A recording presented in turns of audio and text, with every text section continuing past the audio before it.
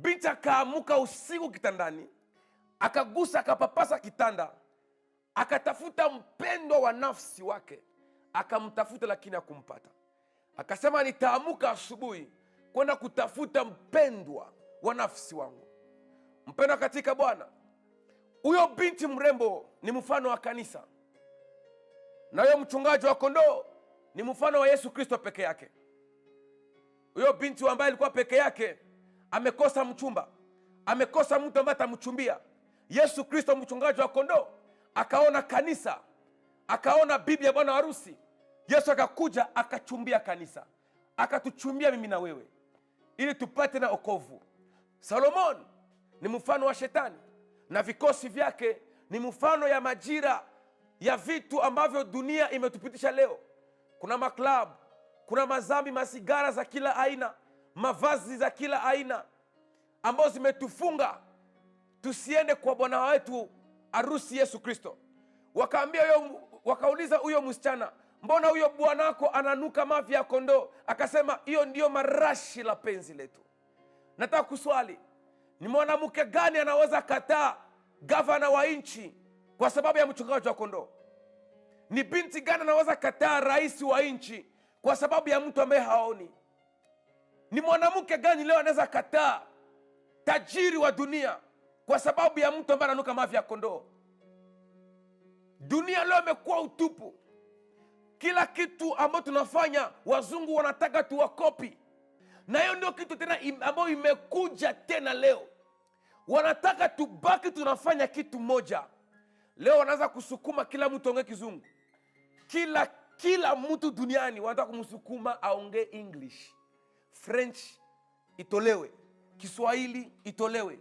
Kuna manchi zingine hawezi ingia kama haongee kizungu. Ukiangalia hizi mambo zote za teknolojia, makamera, malaptop, masimu, maiPad, kila kitu yote zinakuja kwa kizungu. Wanataka watu wote wajue kuongea kizungu, wanataka watu wote waseme kizungu. Ukiangalia vizuri, Amerika ikitoa nguo ama musician fulani akivaa nguo fupi, lazima hiyo nguo ikuje mpaka hapa Afrika. Watoto wetu zamani walikuwa wanavaa nguo vizuri sana, watoto wetu walikuwa wanavaa nguo za heshima sana. Lakini leo ukiangalia mtoto wa miaka 5 na miaka 6, mtoto anavaa nguo ya kimaajabu. Mwanamke wa miaka 30 anavaa nguo ya mtoto wa miaka 10. Tunataka tufanye kama wazungu. Kama hujavaa nguo imbe na kushike na kuonesha mwili yote, unajisikia ni kama haujavaa. Mambo ya makeup imetoka wapi? Imetoka tu kule ngambo na imetushikana mpaka hapa. Unaona mtu anajipaka makeup. Mtu wa Facebook na mtu wa live hawako sawa. Kuna mtu unaweza ongea kwa Facebook, unafikiri mrembo, ukimwona macho kwa macho unaona anafanya mwanaume. Kila kitu yote ambao mko mnafanya, mjiulize mko mnafanya kwa sababu ya nani? Na mnafanya hayo mambo kwa sababu ya nini? Wakati hata unaingia kwa maombi kanisani, watu wengine wanaanza kuomba ni kama uko unaangalia jirani yako. Kama jirani yako haombe na wewe hautaomba. Unaangalia huyu akilia. Hata na kushangaza, leo kanisani tena watu hawali yake. The people don't cry to church. Unaweza ingia kanisani mpaka mwisho wa ibada, hautaona hata mtu wa kulia. Hautaona mtu mwenye anaabudu Mungu kwa moyo, mtu ambaye anaabudu Mungu kabisa kwa hiari yake. Na makanisa zimekuwa digital. Makanisa zote zimekuwa digital. Wakristo wanaabudu na maselfie. Pastor akifanya miujiza selfie. Pastor akiombea mtu akilia selfie. Na kesho una post kwa status. Na kesho kuto una post kwa Facebook. Mtu akitoa testimony lazima upost Facebook. Ukipatia mtu unga lazima upost Facebook. Ukisaidia mtu na chakula kidogo lazima utangaze kila mtu kama nilimpatia chakula. Tutaishia wapi? Na tunaenda wapi? Kama unataka kusaidia mtu, fanya kwa moyo wako wote. Sio mpaka jirani yako ajue kwa umesaidia mtu. Maandiko nasema wakati mkono wako wa kuume unatoa, wala wa kushoto usijue. Wakati unataka kusaidia mayatima, acha kamera nyumbani. Ukitaka kusaidia vipofu, acha kamera nyumbani. enda ufanye kwa secret, na Mungu wa secret atakujibu katika secret. Mungu wa siri atakujibu katika siri. Tuache kujionesha, tuache kujionesha mbele ya watu. Mungu ambaye anayetuona ndani ya siri atatuokoa, ambaye anatujibu katika siri atatuonekania, ambaye anatuona katika siri atasimama katika siri. Tufanye kila kitu yote kwa sababu ya Mungu. Mpendwa, wakati uko naomba, when you want to pray, when you start to pray, fanya ni kama watu wote duniani wote walikufa. Watu wote duniani ni kama wote walikufa, kukabaki wewe peke yako. Wewe peke yako, uko peke yako duniani. Fanya hiyo kazi ya Mungu. Hapo ndipo kwenye Paulo amesema kazi ya Mungu ni kama marathon. Ndani ya kipindi cha marathon, watu wengi wanakimbia marathon, lakini mtu mmoja anapewa zawadi. Tunaweza kimbia milioni moja, lakini mtu mmoja peke yake atapewa zawadi. Hata kazi ya Mungu ni hivyo. Tunakimbizana kama marathon. Tunakimbia sisi wote ndani ya Injili, ndani ya kazi yake, ili mtu mmoja peke yake apate hii zawadi. Na zawadi inaweza kuwa kwangu, ama inaweza kuwa kwako. Usifikiri kwamba mimi ambaye nimehubiri hivi inamaanisha niko holi kuliko nyinyi wote. Hapana, lakini nimehubiri message ambayo Kristo alituachia hapa chini ya jua. Na it is possible nihubiri hapa lakini mimi mwenyewe nikose mbingu. Inawezekana nihubiri hapa lakini mimi mwenyewe nikuwe mtu wa kukataliwa mbinguni. Kuhubiri kwangu haijamaanisha ni kama naingia mbinguni. Kutabiri kwangu haijamaanisha ya kwamba naingia kwa Baba. Lakini uhusiano yangu pamoja na Mungu, utakatifu wangu pamoja na Mungu utanifanya niingie mbinguni. Wakristo wa siku za leo, Wakristo za siku za mwisho wanakuwa wabaya kuliko hata Wakristo wa siku za kwanza. Maisha yako ya wokovu uliachia wapi? Maisha yako ya maombi uliachia wapi? Ukumbuke ulikuwa unaomba mara 5 kwa siku. Kumbuka ulikuwa unafunga bila hata mchungaji kukupangia siku ya mafungo. Ulikuwa unaamka usiku unalilia Mungu. Ulikuwa unaamka usiku unaomba mpaka asubuhi. Hiyo bidii ya maombi ilienda wapi? Kwa sababu mtu anakukwaza, kwa sababu mtu anakuongea mabaya, kwa sababu mtu anakusengenya, unakimbia kanisa, unaacha kanisa. Nani mwenye hasengenye wake duniani? Nani mwenye haongelewangi na mabaya na wanadamu? Ama nani mwenye hana adui? Nani mwenye hana adui? Sema mimi sina adui, pastor. Weka mkono juu. Kila mtu iko na adui. Na haijamaanisha ama haijasema ya kwamba kama uko na maadui hautaingia mbinguni. Hapana, unaweza ingia mbinguni hata kama una maadui. Maana hata Yesu Kristo aliingia mbinguni na iko na maadui. Hata Yesu Kristo iko anasemewa mpaka leo. Yesu mwenye uwezo, mwenye nguvu, mpaka leo Waislamu wanamwongea vibaya, lakini hajali. Hajamaanisha watu wakikuongea vibaya unaacha njia ya wokovu. Hajamaanisha hii kanisa moja inakutreat vibaya unasema tena hautenda kanisani. Hapana. Hii kanisa inaweza kuwa vibaya lakini kanisa ingine haitakuwa mbaya. Hii maisha ya wokovu, focus. Enda mpaka mwisho. Enda mpaka mwisho. Umetoka mbali na wokovu, vumilia tena. Siku ni kidogo. Hii mambo mnaona yote hapa chini ya jua imeenda kufika mwisho. Kaza mwendo. Mpendwa, kaza mwendo. Vaa nguo nyeupe. Nataka kuwakumbusha ya kwamba hakuna mtu atakufa na ni mzee.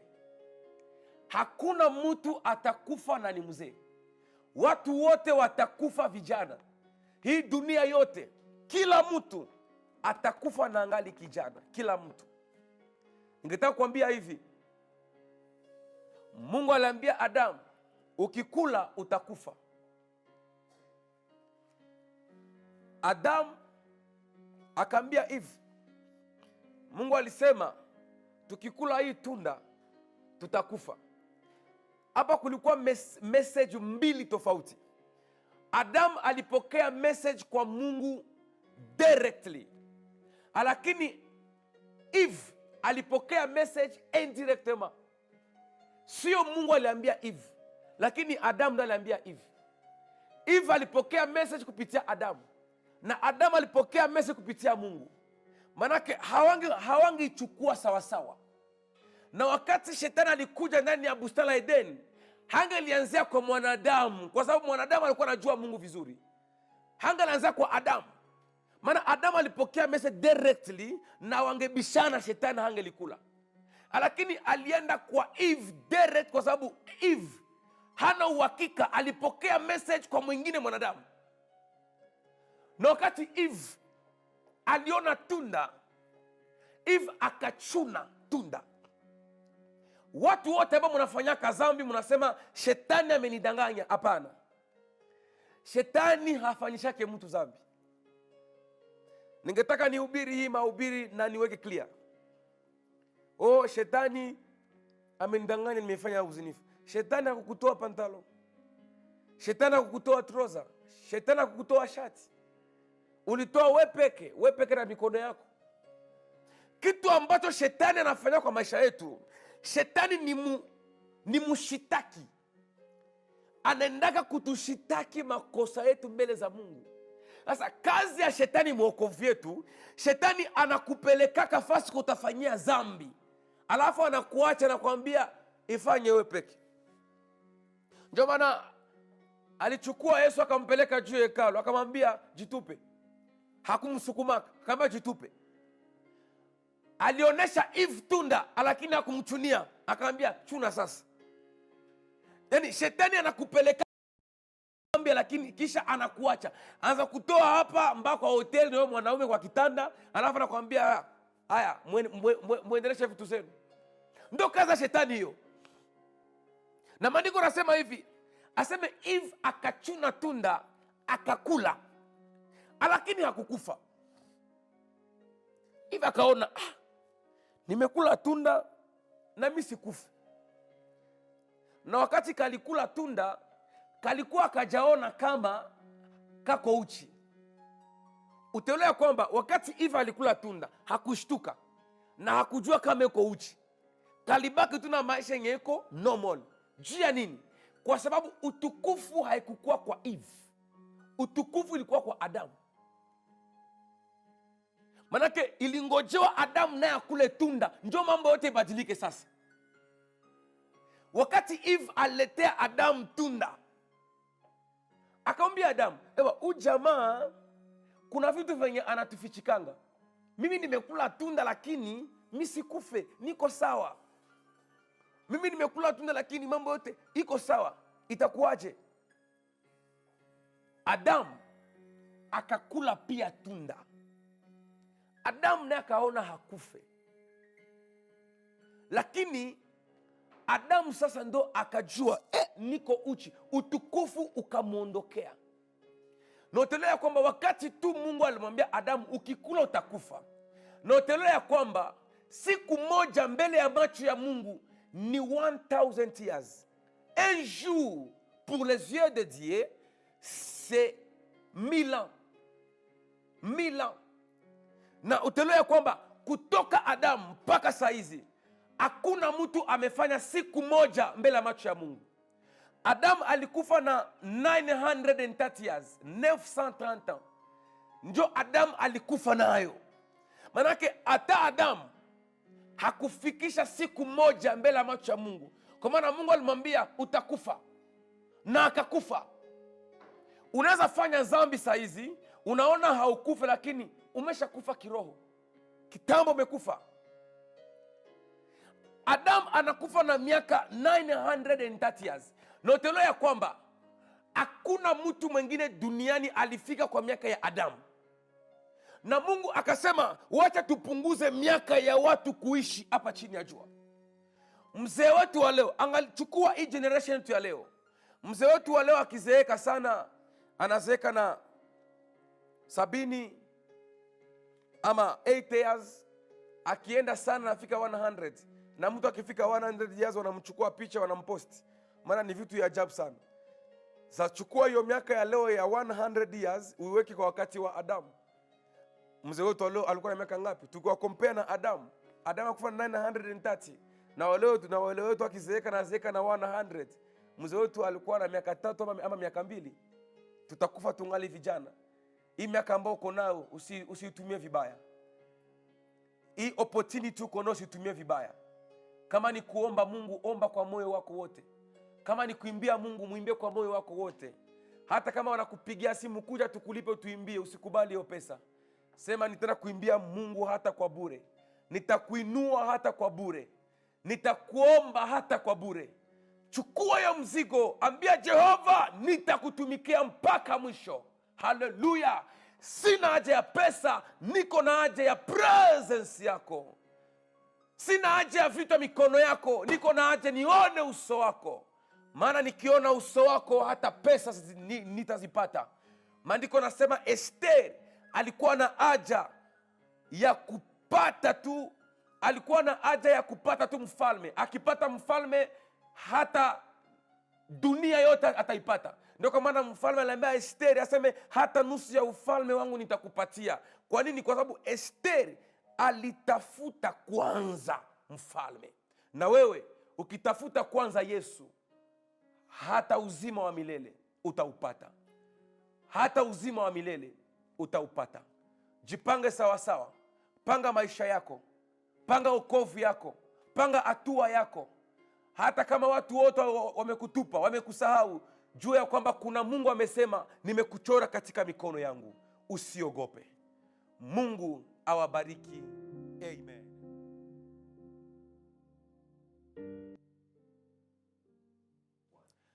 Mafundisho ya leo imesema juu ya habari ya mnyama atakayekuja siku ya baada ya kanisa kunyakuliwa, mnyama wa kwanza ambaye atajitokeza katika kanisa la Solomon hapo Jerusalem. Na maandiko yanasema ni mnyama, lakini huyo jamaa hatakuwa mnyama. Kwa Kiswahili ingine nasema ni Antichrist. Na katika maono Yohana alimuona kama mnyama. Wakati nitasoma Biblia na kufasiria, mtaelewa namna gani Yohana alimuona kama mnyama. Na nimehubiri pia tofauti ya mtu na nyama, vile gisi Mungu aliumba mtu na vile gisi Mungu aliumba mnyama. Kuna hizo tofauti zitengia. Ni kama mtu ambaye anaishi na mwanamke kwa nyumba. Bwana, umechukua mwanamke, hamjaoana, hakuna mahari, hakuna doa ring, hakuna baraka kwa kanisa, unamchukua, mnakaa nyumbani, mnazaa watoto. Unaona, Mungu anaona kama nyama. Akili zenu bado hazijakaza. Hapo ndipo niliongea, haujawahi ona wanasema bibi ya mbuzi wa kwanza alikufa. Kila wakati beberu kisafiri naoa, na kuna wanaume wa vile akisafiri kila wakati anaoa. Akona wasichana kila mahali. Na wanasema ni kwamba dini imesema tuwe wanawake wawili, dini imesema tuwe wanawake watatu. Hakuna dini inaweza kuforce mtu akwe na wanawake watatu ama wanne. Hiyo sio dini, hiyo ni mapepo. Hiyo ni mapepo kono kwa kichwa, na Mungu anakuona kama nyama. Haina haja. Kana kama saizi unaishi na bwana ambaye hajakuoa, unakaa naye nyumbani kwa miaka 5, kwa miaka 7. Kila mtoto ni zambi. Watoto 5 zambi 5. Watoto 10 zambi 10. Enda kwa nyumba, uone mwambie kaka yangu, usimuite baby, usimuite sweetie, haiko baby wako. Uone mwambie kaka yangu, unisaidie nirudi nyumbani. Wakati Mungu atakubariki ukuje unioe. Hiyo ndio ndoa yenye Mungu anajua. Kwa maana ukisoma kitabu kia Mwanzo sura 4 mstari wa 1 imesema hivi, aseme Adam akamjua mke wake Eve. Adam akajua mke wake Eve. Akajua ni mke. Already amekuwa mke. Maana Adam na Eve ndo married people, the first married people in Bible. Na mapastor wengi wanahubiri uongo sana. Wanasema wakati Adam na Eve walikula tunda, manake walizini. Hapana. Hiyo ni mahubiri changa sana. Tunda sio uzinifu. Maana walikuwa walishafanya uzinifu hata kabla wakule tunda. Maana wakati Mungu aliumba Adam na Eve alisema zaeni na kuongezeka. Ilikuwa hata kabla wakule tunda. Mungu aliwaambia wazae na waongezeke. Ni kabla wakule tunda. Mungu awabariki. Karibu sana kwa kanisa letu la NTVC, New Tabernacle Victory Church. Tuko hapa Ngong Road ndani ya shule la Milimani Primary School, nyuma ya Nairobi Women Hospital ya Adams Arcade. Mungu awabariki sana. Hapo chini kuna namba za kutoa sadaka ukitaka kujiunga pamoja nasi. Kuna hiyo pay bill iko hapo ya M-Pesa iko hapo, na kama uko mbali unaweza tuma na Western Union kwa jina ya Bonk Mbonekube. Ukitaka kutufuata kwa Instagram, ukitaka kutufuata kwa Facebook, tunatumia jina ya Pastor Bonk Mbonekube. Pastor Bonk Mbonekube, tuko hapo, tunahubiri habari za siku za mwisho, tunahubiri juu ya utakatifu. Hiyo ndio message ambao Kristo alitupatia tufunze. Kila mtu yuko na experience ya message yake. Kuna wale watahubiri juu ya prosperity, kuna wale watahubiri juu ya miracle, kuna wale watahubiri juu ya neema, lakini sisi tunahubiri juu ya repentance na ufalme wa mbinguni. Basi Mungu awabariki. Utufuate hapo chini, kuna manamba, kuna namba ya WhatsApp, kuna namba za Facebook, kuna namba za page. Kila kitu iko hapo chini, utafuata na Mungu atakubariki. Tuna fellowship kila Wednesday kuanzia saa 10 hadi saa 11. Tunahubiri, tunaingia pia Friday saa 10 hadi saa 11. Pia tunaingia Jumapili, hiyo ni Sunday, kuanzia saa 4 hadi saa 6:30. Mungu awabariki kuja tu fellowship pamoja. Tuna watumishi wa Mungu wazuri, na Mungu atakufungua na utaingia katika mchecheto wa kumtumikia Mungu bila malipo, kumtumikia Mungu bila kusukumwa, kutumikia Mungu bila kubembelezwa, kwa moyo wako wote. Mungu awabariki. Amen.